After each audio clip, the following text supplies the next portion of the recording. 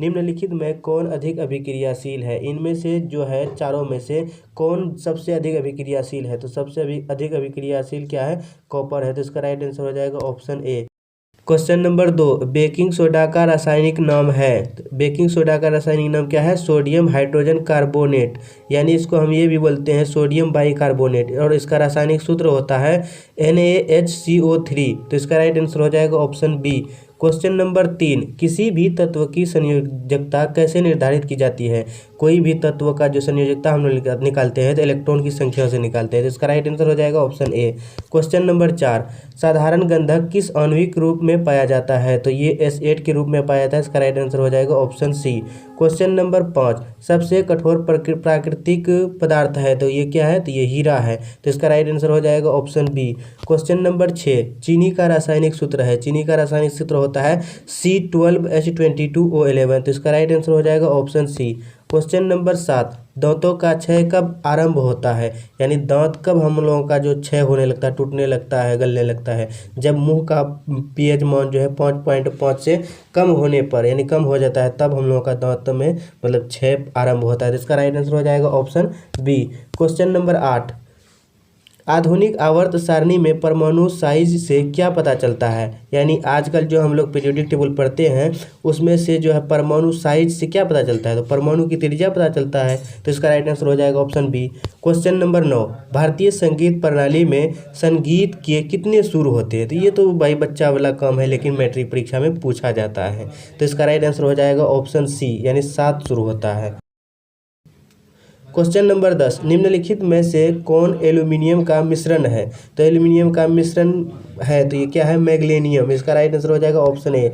Question number 11, सबसे अधिक तन्य धातु कौन है? यानी सबसे अधिक तन्य धातु, यानी खींचने पर सबसे ज़्यादा कौन बढ़ता है? तो ये इनमें से कौन सी है? सोना है। यानी पीरियोडिक टेबल में सबसे ज़्यादा तन्य धातु सोना ही होता है। तो इसका राइट आंसर हो जाएगा ऑप्शन डी। क्वेश्चन नंबर 12, नीला थोथा यानी तुतिया का रासायनिक सूत्र है। तो तुतिया का रासायनिक सूत्र क्या है? CuSO4 × 7H2O। तो इसका राइट आंसर हो जाएगा ऑप्शन ए। क्वेश्चन नंबर 13, लैक्टिक अम्ल का प्राकृतिक स्रोत है। तो लैक्टिक अम्ल का प्राकृतिक स्रोत क्या है? दूध, दही है। तो इसका राइट आंसर हो जाएगा ऑप्शन ए, दही। क्वेश्चन नंबर 14, अपने शुद्ध रूप में धातु की सतह होती है, तो चमकीला होता है, चमकदार। इसका राइट आंसर हो जाएगा ऑप्शन ए। क्वेश्चन नंबर 15, निम्नलिखित में कौन सबसे अधिक क्षारकीय होगा? तो सबसे अधिक क्षारकीय कौन होगा? Na2O होगा। तो इसका राइट आंसर हो जाएगा option A, nitrous oxide. Question number 16, सल्फाइड अयस्कों का सांद्रण किया जाता है। सल्फाइड अयस्कों का जो सांद्रण किया जाता है तो फेन प्लवन द्वारा किया जाता है। तो इसका राइट आंसर हो जाएगा option C. Question number 17, CnH2n+2 किसका सामान्य सूत्र है? ये किसका है? एल्केन का है। तो इसका राइट आंसर हो जाएगा option C. Question number 18, citric अम्ल का प्राकृतिक स्रोत है। सिट्रिक अम्ल यानी जो साइट्रिक अम्ल जो हम लोग को मिलता है, नींबू में मिलता है, संतरा में मिलता है। तो इसका राइट आंसर हो जाएगा ऑप्शन सी।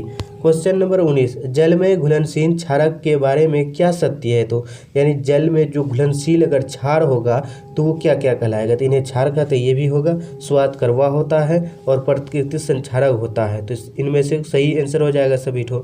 तो इसका राइट आंसर हो जाएगा ऑप्शन डी।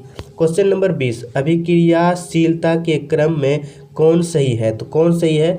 तो मैग्नीशियम, एल्युमिनियम, जिंक और फेरस, ये सही है। इसको याद रखने का है कनबा कामजी अल्जन फेनी सनलेट हकुमर। यानी सबसे पहले क्या होता है? पोटेशियम होता है, सोडियम होता है, उसके बाद मैग्नीशियम, एल्युमिनियम, जिंक, फेरस जो भी हो। तो इसका राइट आंसर हो जाएगा ऑप्शन सी। क्वेश्चन नंबर 21, निम्नलिखित में सबसे अधिक अभिक्रियाशील हैलोजन है, ये कौन है? फ्लोरीन है। तो इसका राइट आंसर ऑप्शन ए हो जाएगा। क्वेश्चन नंबर 22, निम्नलिखित में से कौन एक रेडॉक्स अभिक्रिया है? तो इनमें से रेडॉक्स अभिक्रिया कौन है? तो ऑप्शन सी इसका राइट आंसर हो जाएगा। Ca+2HCl से मिलकर क्या बना? कैल्शियम क्लोराइड प्लस जल बना। तो इसका राइट आंसर ऑप्शन सी हो जाएगा। Question number 23, plaster of Paris का रासायनिक सूत्र है। प्लास्टर ऑफ पेरिस का रासायनिक सूत्र है CaSO4 × 12H2O। तो इसका राइट आंसर हो जाएगा ऑप्शन बी। क्वेश्चन नंबर 24, सभी अम्लों में पाया जाता है। सभी अम्लों में क्या पाया जाता है? हाइड्रोजन पाया जाता है। तो इसका राइट आंसर हो जाएगा ऑप्शन बी। क्वेश्चन नंबर 25, धातु के ऑक्साइड सामान्यतः होते हैं। धातु के जो ऑक्साइड होता है वो क्षारीय होता है। तो इसका राइट आंसर हो जाएगा ऑप्शन बी, क्षारकीय। क्वेश्चन नंबर 26, इथाइलिन में कार्बन कार्बन के बीच दो आबंध मौजूद है जिसमें से दोनों क्या होता है, सिग्मा आबंध होता है। तो इसका राइट आंसर ऑप्शन बी हो जाएगा। क्वेश्चन नंबर 27, धातुओं की प्रकृति होती है विद्युत धनात्मक। तो इसका राइट आंसर हो जाएगा ऑप्शन ए। क्वेश्चन नंबर 28, त्रिक का नियम निम्नलिखित में से किसके द्वारा प्रतिपादन किया गया था।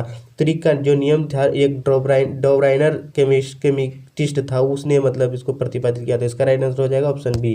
क्वेश्चन नंबर 29, निम्नलिखित में से कौन द्विविस्थापन अभिक्रिया है। तो द्विविस्थापन अभिक्रिया क्या है, तो इनमें से ये है option C, silver nitrate plus sodium chloride मिलकर क्या बनता है, silver chloride plus sodium nitrate बनता है। तो इसका राइट आंसर हो जाएगा ऑप्शन सी।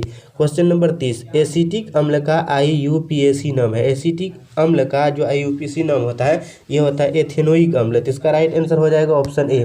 क्वेश्चन नंबर 31, निम्नलिखित में से कौन विजातीय यौगिक है, मतलब कौन एक सब ये एक जाति का है लेकिन उनमें से कौन जो है कि ये दूसरा जाति का है, इसका मतलब ये हुआ। तो देखिए चूना पत्थर भी चूना पत्थर है और खड़िया भी चूना पत्थर के इसमें आता है, और संगमरमर भी यही एक है, लेकिन प्लास्टर ऑफ पेरिस नहीं है। तो इसका राइट आंसर हो जाएगा ऑप्शन डी। अब क्यों नहीं है, देखिए चूना पत्थर का भी फॉर्मूला होता है CaCO3, खड़िया का भी होता है CaCO3, संगमरमर का भी होता है CaCO3। तो इसका राइट आंसर ऑप्शन डी हो जाएगा।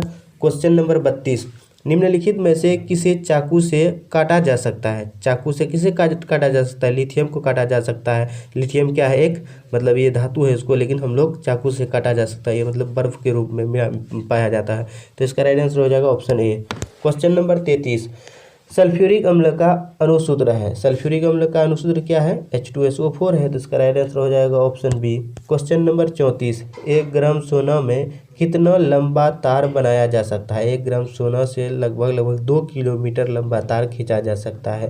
तो इसका राइट आंसर हो जाएगा option B. Question number 35, ozone के एक अणु में ऑक्सीजन के परमाणुओं की संख्या होती है।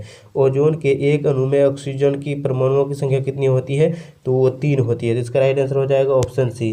क्वेश्चन नंबर 36, इलेक्ट्रॉन के स्थानांतरण से बने यौगिक कहलाते हैं। इलेक्ट्रॉन के स्थानांतरण से बने यौगिक क्या कहलाता है, विद्युत संयोजी कहलाता है। तो इसका राइट आंसर हो जाएगा ऑप्शन बी।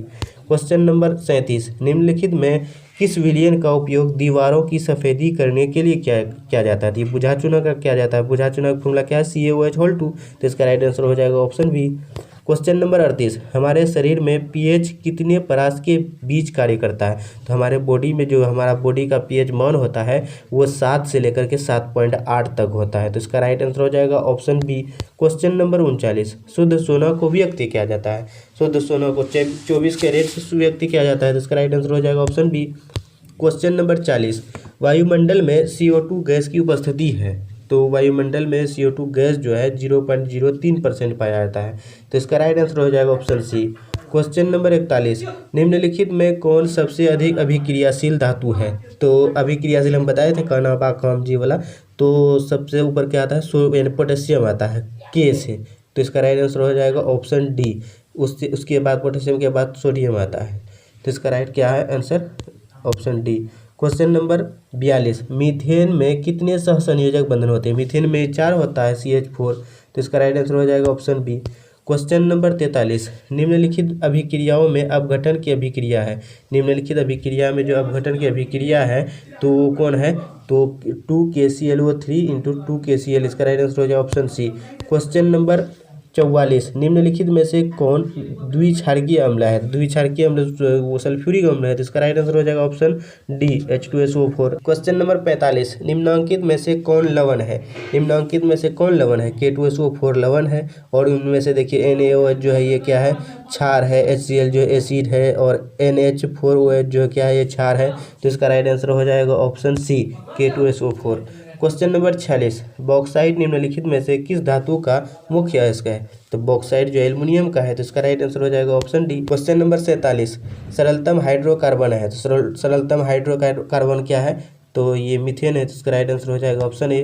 क्वेश्चन नंबर 48, निम्नलिखित में से कौन अति ज्वलनशील है, यानी निम्न में से कौन है जो कि तुरंत जल जाता है। तो इसका राइट आंसर हो जाएगा ऑप्शन बी, श्वेत फास्फोरस। क्वेश्चन नंबर 49, लोहा को जिंक से लेपित करने की क्रिया को कहते हैं? तो गैल्वेनीकरण कहते हैं। तो इसका राइट आंसर हो जाएगा ऑप्शन बी, क्वेश्चन नंबर 50। आवर्त सारणी के उद्गम स्तंभ को क्या कहा जाता है? उद्गम स्तंभ को वर्ग कहा जाता है। इसका राइट आंसर हो जाएगा ऑप्शन ए। Thank you.